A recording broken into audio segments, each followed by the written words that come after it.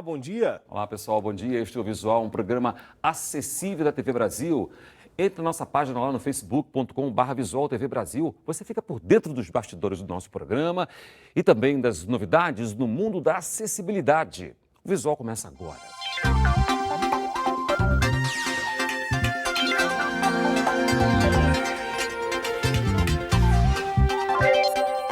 O Disque 100, canal que recebe denúncias de violação de direitos humanos, registrou um aumento expressivo de relatos de xenofobia e incitação ao crime, de acordo com dados da Secretaria de Direitos Humanos. São mais de 300 denúncias registradas por dia. Em 2015, foram mais de 137.500 denúncias de violações. A maioria recebida pelo Disque 100 e mais de 6.000 pela internet.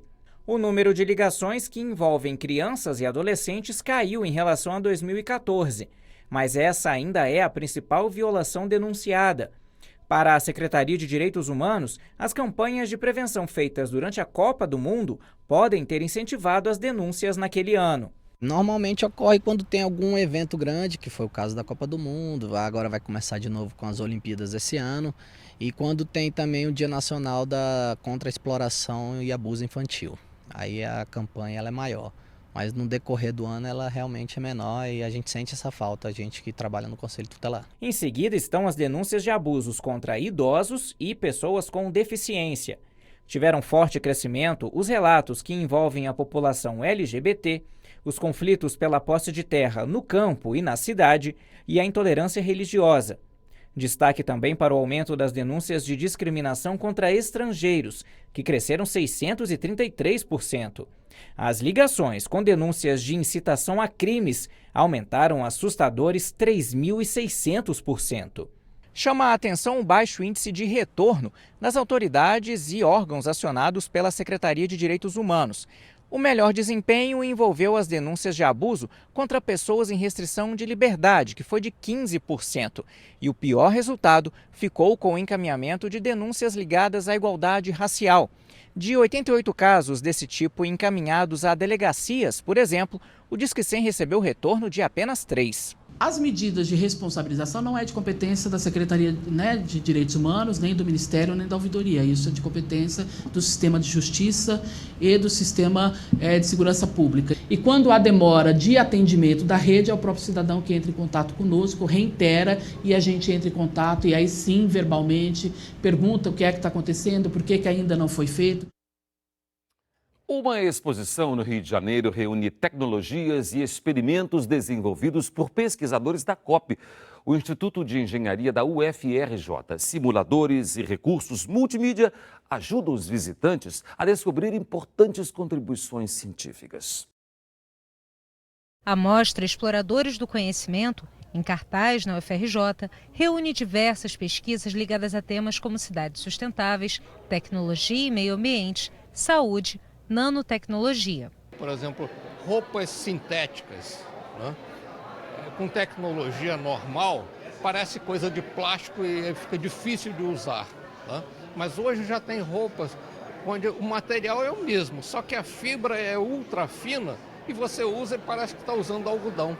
Aqui, a gente conhece o projeto do ônibus movido a hidrogênio, já em testes, e também entende como a ciência pode ajudar no desempenho dos atletas. Nesta sala, vários projetos voltados para a energia elétrica. E aqui a gente encontra um projeto bem interessante que faz uso da energia solar de uma forma inovadora. A luz do sol é transmitida para casa por fibra ótica.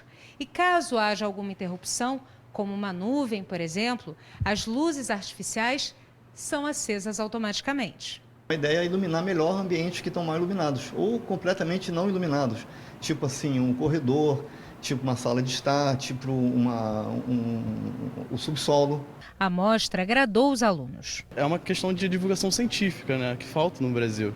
Então, ter uma iniciativa dessa é quase que pioneira dentro de uma universidade. Eles conseguem fazer uma coisa teórica, uma coisa no papel, uma coisa totalmente prática para aprimorar a vida de cada cidadão no dia a dia. A Daniela Christopher mostra agora as novidades do esporte Paralímpico. Olá, bom dia. Vamos às notícias paralímpicas desta semana. Para os apaixonados por futebol, a terceira Copa Rio-São Paulo de Futebol de 7 foi confirmada. O torneio será realizado entre os dias 3 e 6 de março, no Parque do Flamengo, no Rio de Janeiro. As inscrições começam hoje e terminam no dia 12 de fevereiro. Mais informações no site da Associação Niteroiense de Desporto para Deficientes, andef.org.br. E ainda o Comitê Paralímpico das Américas anunciou que o programa do Parapan-Americano de Jovens de 2017 vai ser realizado em São Paulo e terá 12 modalidades, 2 a mais que em 2013. Entram futebol de 7 e vôlei sentado. Os jogos serão organizados pelo Comitê Paralímpico Brasileiro e serão esperados cerca de 1.000 atletas com idade entre 12 e 21 anos. Por hoje é só. Até semana que vem com mais notícias paralímpicas.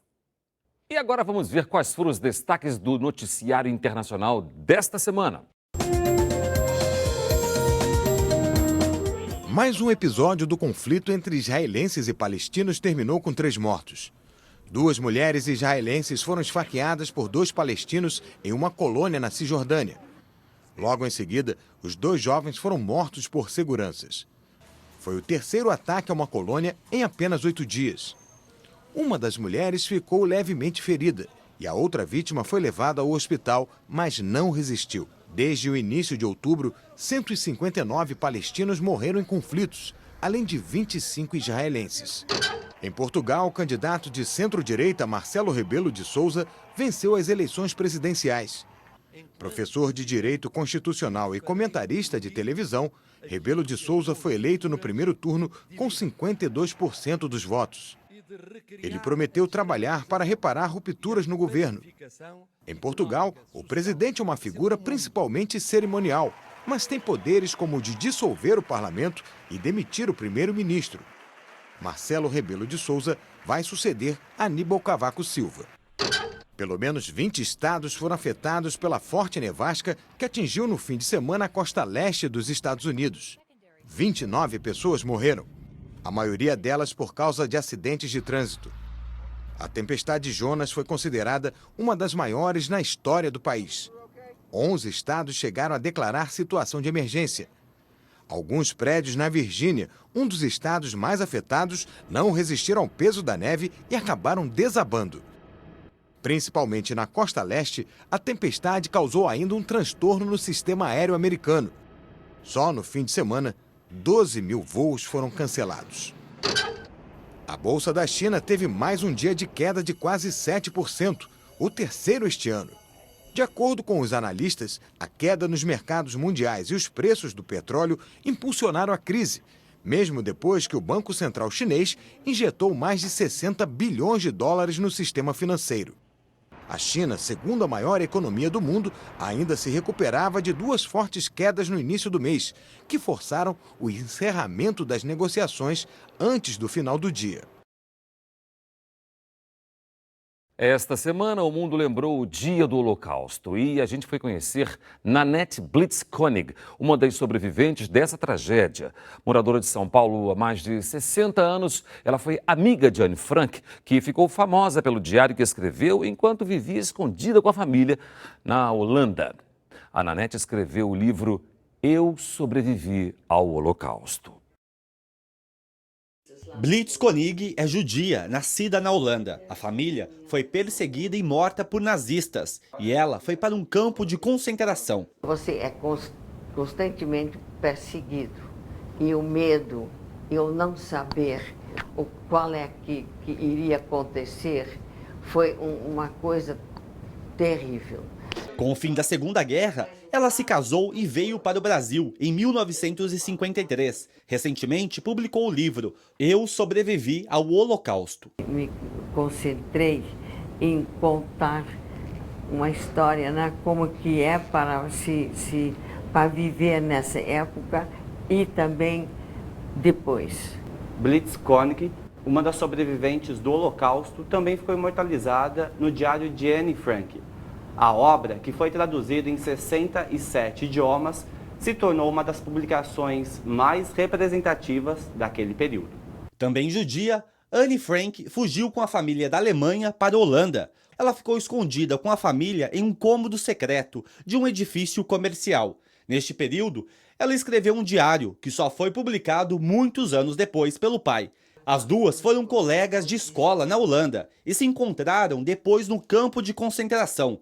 Foi um rosto familiar em meio a tanto sofrimento. Foi muito emocionante porque jamais poderíamos imaginar que ex-colegas pudessem se encontrar. Foi uma emoção indescritível. Esse diário fez com que o Holocausto não seja esquecido. Ele contribuiu para essa ideia que não há esquecimento do Holocausto. E para esse fim, o diário realmente foi maravilhoso. O Visual de hoje termina aqui. Pelo WhatsApp, você pode entrar em contato com a gente e mandar as suas sugestões para o nosso programa. Anote aí, é 021 974 522 300. A gente volta na segunda-feira, às 8 da manhã. Tchau para você.